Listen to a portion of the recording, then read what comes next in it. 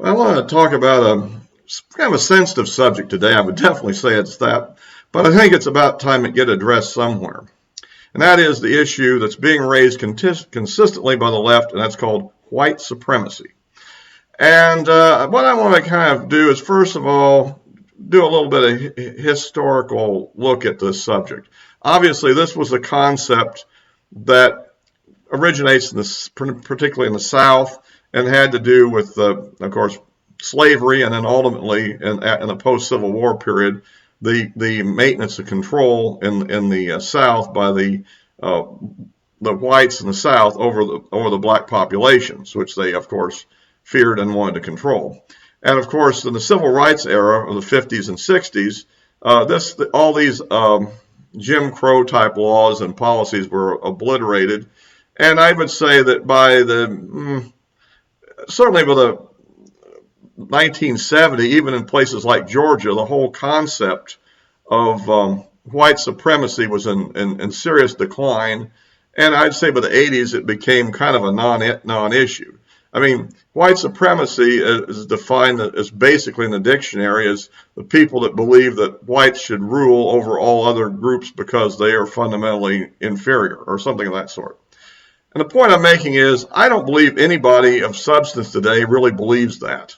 I mean, that is such an archaic and out-of-date viewpoint that the adherents to that viewpoint are probably less than adherents to the flat earth theory or some other, crazy idea. There's probably more members of Scientology than there are people who actually believe in white supremacy. And so what's really interesting is how the left, and particularly the BLM people and all their adherents in the Democrat Party, are continually referring to other people as white supremacists. But the fact is, there really aren't any. I mean, do you personally know any white supremacists? I certainly don't anymore. I mean, I don't know anybody that really thinks that way. And so I think this is a political weapon. It's a very divisive and dangerous thing. And I think it's important that everybody that's a rational person push back on it. Nobody is advocating the denial of rights to any group based on their racial characteristics. And I think that it just doesn't do us any good to continually have these kind of allegations flying around. They're divisive, and they're basically as offensive as racism itself. In fact, I would say it is racist. And this is essentially what's being thrown around all the time here. For instance, we have AOC talking about the riot at the Capitol, saying that the rioters were white supremacists. Is there any real evidence of that? I mean, there are all sort of different fringe groups, and I guess there probably were maybe a few white supremacists among them. But I mean, that's a group of people who actually created a riot that attacked a federal building. I mean, in other words, you're talking about fringe groups, and I don't think overall these groups pose a major threat to society like the media and the Democrats are trying to make and brand large numbers of people who have no such attitudes or inclinations in that category. So I think that's the basic point I'm trying to make here. The other thing to consider is that what I think that even racism itself is probably lower in the white community than it is probably in any other group in the country. I mean, of course, the liberals in their brilliance have decided that somehow white people have power, and therefore, if you're racist and not white, you have no power, therefore you're not racist. Well, that's nonsense. Obviously, racism is basically making decisions and prejudices based on race. And that's that simple. So that's a non sequitur excuse that they're putting out on everybody, and it's absolutely, divisive, I think. And this is the whole point. It seems to me like that many of the policies the left are proposing is trying to create some sort of reaction so that then they can brand other people with their viewpoint or something. And so that's basically what I'm trying to say about this. Now, the other thing is this whole concept of white privilege that's being thrown around, which, I mean, again, is kind of ridiculous. I mean, the idea that a millionaire's son that went to an Ivy League school who happens to be black doesn't have privilege, but a white person that grew up in poverty and is didn't even complete their high school education does have privilege is kind of ridiculous. All they have to do is apply to any corporation for a job in the country, and they'll find out who does and who does not have privilege. The whole idea is completely asinine. And I think it's important that we start pushing back on this rather than simply accepting it.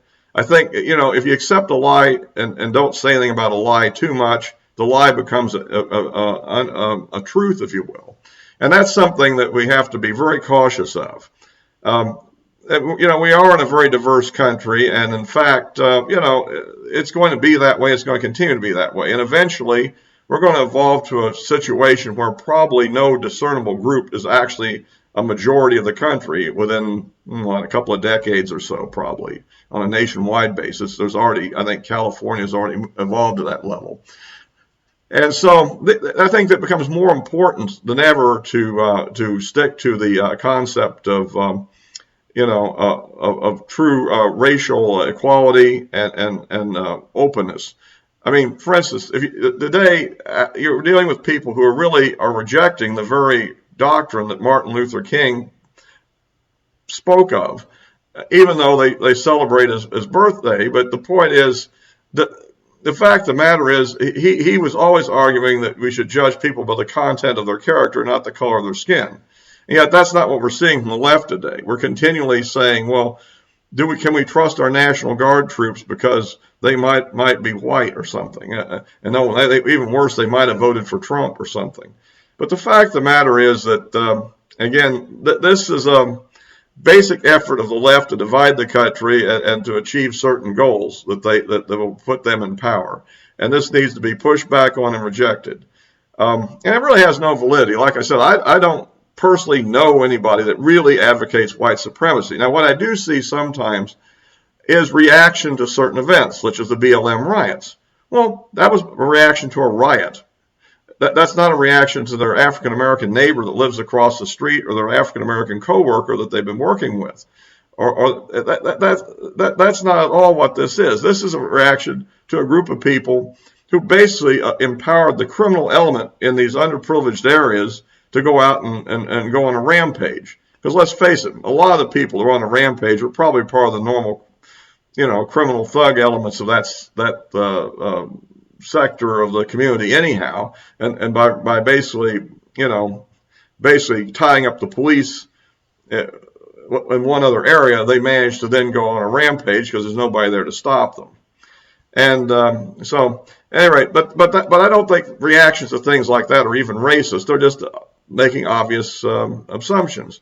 You have a lot of issues with the police, and you notice that every time there's a tragic incident with a policeman that involves a white officer and an African-American suspect, what do we have? What happens then? We have a riot.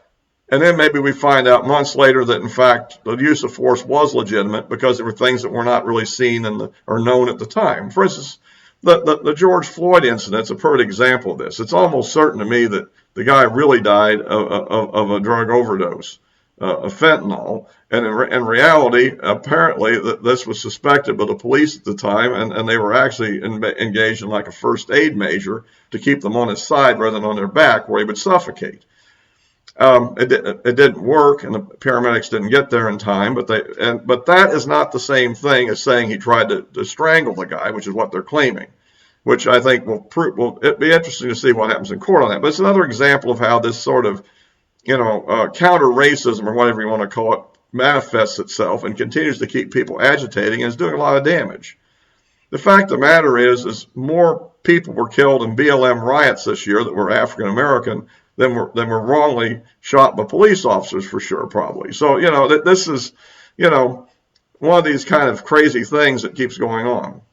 But I think you have to watch very carefully for the left's use of white supremacy and its inappropriateness of this term, and trying to essentially make these allegations against wide groups of people who have no such motives at all. And hopefully, if we can get past this someday, maybe we'll have a more unified country. But there's nothing the left is doing today that's moving in that direction.